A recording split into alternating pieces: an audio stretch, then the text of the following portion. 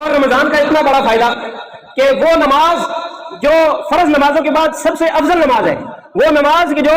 ولایت کے لیے، ولی بننے کے لیے شرط ہے، تہجد کی نماز جو نبی کریم صلی اللہ علیہ وسلم پر فرض دی، لیکن آپ صلی اللہ علیہ وسلم نے اپنی امت پر فرض نہیں فرمائی کہ ان پر مشقت نہ ہو، لیکن ولی بننے کے لیے، اللہ کا دوست بننے کے لیے فرض ہے، وہ ہمیں بہت آسانی سے حاصل ہو جاتا ہے۔ جب انسان تہجد پڑھتا ہے تو اللہ تعالیٰ خوشی کی وجہ سے اپنی شان کے مطابق مسکراتا ہے، اور جب نوجوان تہجد پڑھتا ہے تو اللہ تبارک و تعالیٰ فرشتوں میں فخر کرتا ہے کہ دیکھو میرا نوجوان بندہ ہے، میری بیوی طاقت کے ساتھ تہجد پڑھ رہا ہے، رات کو اٹھ کر رات کے پچھلے پہر میری عبادت کر رہا ہے، مجھے خوش کرنے کی کوشش کر رہا ہے۔ اور یہ عبادت اور یہ نماز ہمیں رمضان میں ایسے آسانی سے حاصل ہو جاتی ہے کہ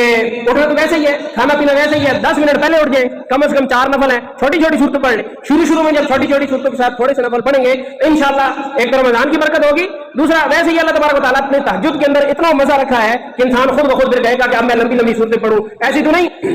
حضور نبی کریم صلی اللہ علیہ وسلم اتنی لمبی لمبی تلاوت کرتے تھے کہ پاؤں مبارک سوکھ جاتے تھے، حالانکہ حضور نبی کریم صلی اللہ علیہ وسلم بخش آئے، جنت کے مالک،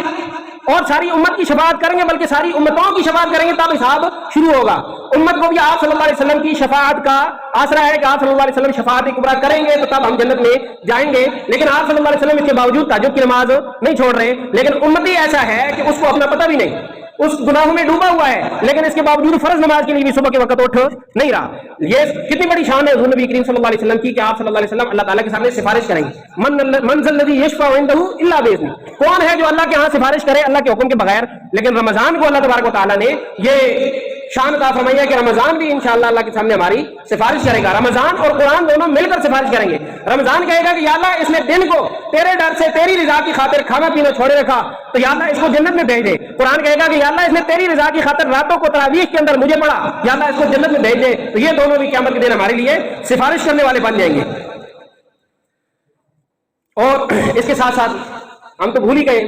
فلسطین والوں کو، یہ کوشش کریں، رمضان آ رہا ہے، راشن لینے ہیں۔ اب جس بندے کا اس میں کاروبار ہے ان پروڈکٹس میں جو کہ مشہور ہے، ساری دنیا کے جو انٹلیکچوئل لوگ ہیں، عقل والے لوگ ہیں، انہوں نے ان کا بائیکاٹ کر دیا ہے۔ لیکن اب یہاں پر ہمارے یہاں مسئلہ یہ ہے کہ جب کہا جاتا ہے نا کہ شیزان کا بائیکاٹ کرو، یہ قادیانیوں کی پروڈکٹ ہے، تو کہتے ہیں جی وہ فیکٹریاں تو لگی ہوئی ہیں، ادھر مسلمان مالک ہیں ان کے اور ادھر مسلمان مزدوری کرتے ہیں، ان کا کھانا پینا اس فیکٹری کے ساتھ جڑا ہوا ہے، تو آپ مسلمان کا مال اور اس کی معاش پہ حملہ کرنا چاہتے ہیں۔ تو اس کا بھی یہی جواب ہے کہ مال اور رزق کی ذمہ داری تو اللہ نے دی ہے،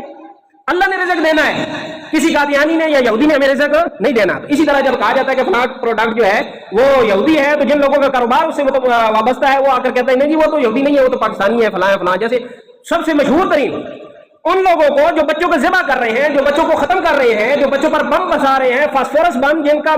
پوری دنیا کے جنگی قوانین کے مطابق جو منع ہے، وہ بم بچوں پر مارے جا رہے ہیں، سویلینز کو جو ہے ختم کیا جا رہا ہے، ان لوگوں کو کھانا دے کر، طاقت دے کر اس چیز کے لیے تیار کرنے والی میکڈونلڈ کمپنی، اس نے بھی اپنے اعلامیہ جاری کر دیا کہ نہیں جی ہم تو میکڈونلڈ پاکستان ہے، ہمارا میکڈونلڈ اسرائیل سے کوئی تعلق ہی نہیں۔ کیسے تعلق نہیں؟ آپ اس کو اپنے نفع میں سے حصہ دیتے ہیں، آپ اس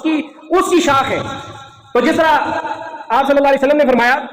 کہ جو انسان کسی دین کے علم حاصل کرنے والے کو کھلائے گا تو وہ اس کے جسم کے اندر جا کر اس کا حصہ بنے گا، تو جب تک وہ علم حاصل کرتا رہے گا اور اس علم پر عمل کرتا رہے گا، اس کے کھلانے والے کو ثواب ملتا رہے گا۔ اس کا مفہوم مخالف سوچے نا، میکڈونلڈ جو اسرائیلیوں کو کھانا دے کر مفت کھانا دے گا،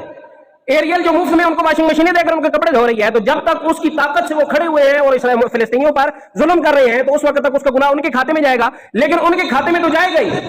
ان کے پاس یہ پیسہ آ رہا کہاں سے ہے؟ میری جیب سے نکل کے اگر جا رہا ہے تو مجھ پر لعنت نہیں، میں کیوں ان کو پیسہ دے رہا ہوں کہ جاؤ جا کر میرے مسلمان بھائیوں کو مارو۔ تو رمضان میں ہم نے راشن خریدنا ہے، یہ ذہن میں رکھیں کہ ایسے نہ ہو کہ سارا دن اللہ کو خوش کرنے کے لیے روزہ رکھا، بھوک پیاس برداشت کی، لیکن شام کو افطاری کر دی ان کی پروڈکٹ کے ساتھ کہ جاؤ جا کر میرے مسلمان بھائیوں کو مارو۔ تو اس سے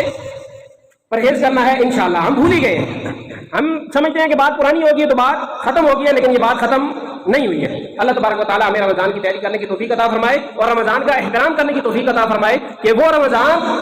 کے ایک مجوسی کو کسی نے خواب میں دیکھا کہ وہ جنت میں مزے کر رہا ہے۔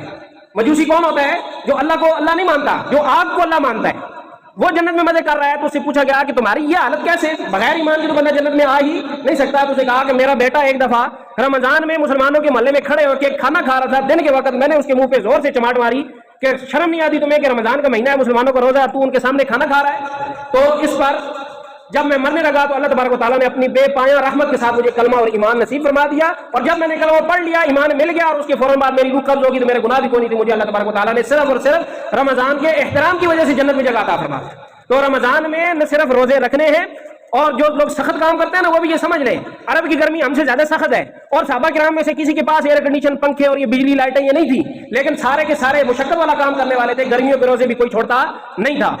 حتیٰ کہ لوگ بے ہوش ہو جاتے تھے روزے کی وجہ سے، لیکن پھر بھی روزہ چھوڑنے والی کوئی اس وقت عادت نہیں تھی، تو ہم ان سے زیادہ مشکل میں نہیں ہے، روزہ سب پر فرض ہے اور روزہ سب نے رکھنا ہے، اور انشاءاللہ رمضان کا احترام کا بھی اہتمام کرنا ہے۔ اللہ تبارک و تعالی